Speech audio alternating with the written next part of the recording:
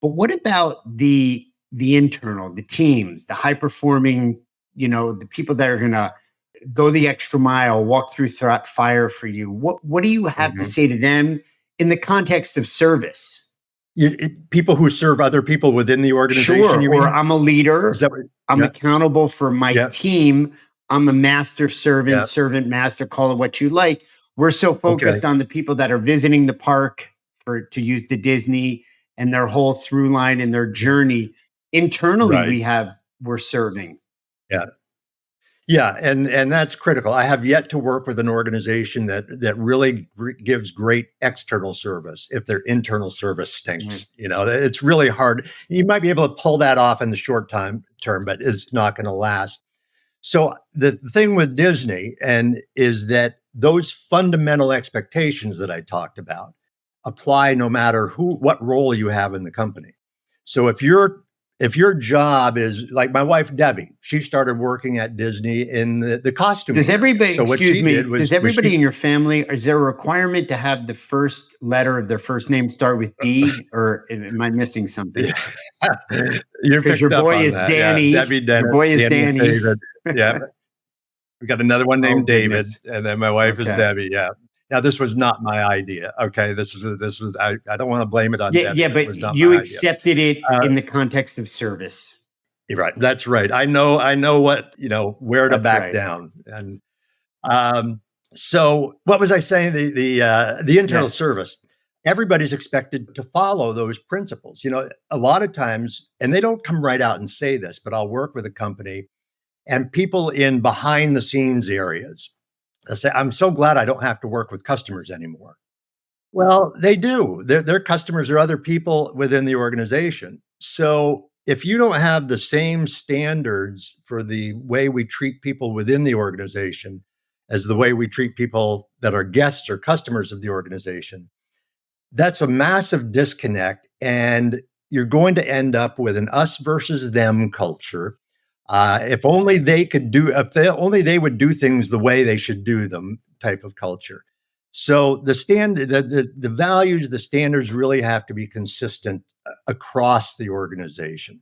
When it comes to the management side, I think that our responsibility as leaders is we need to be the cheerleaders of the guest or customer experience.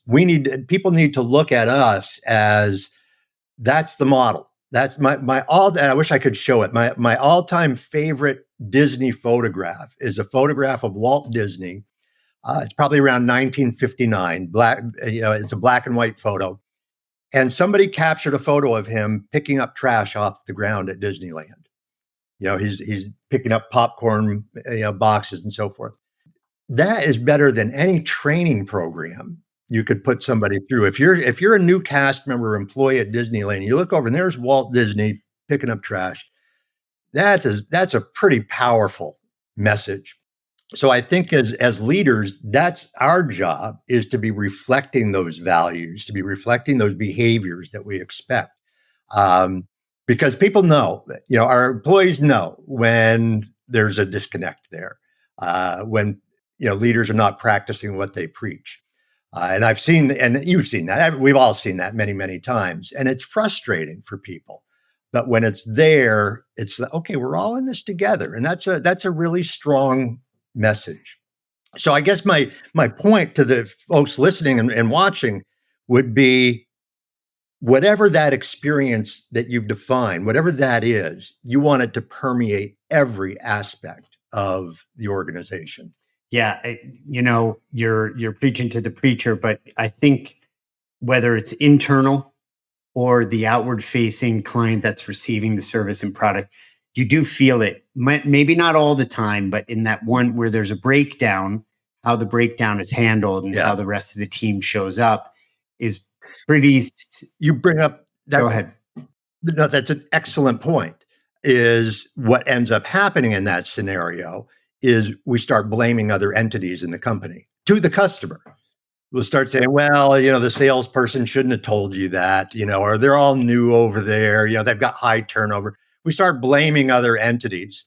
And that's a strong indicator that the internal service is not aligned with what we want the external service to be. Yeah. Well, thank you. Thank you for making my day and telling me it was an excellent point. I feel like I am undeserved of a gold star from a master keynoter. Put one in the win column. You got one in the win column. Yeah. Ooh, hey, I'll take it. That was a big victory for me. That might run me through the new year. So again, to our listeners, Dennis, who are again meeting professionals and business owners, if you're enjoying this discussion, hit the subscribe button, turn on the notifications, because you're going to continue to get incredible anecdotes and tips and insights into how to optimize your performance and your experience and everything that you do, whether it's personally or professionally.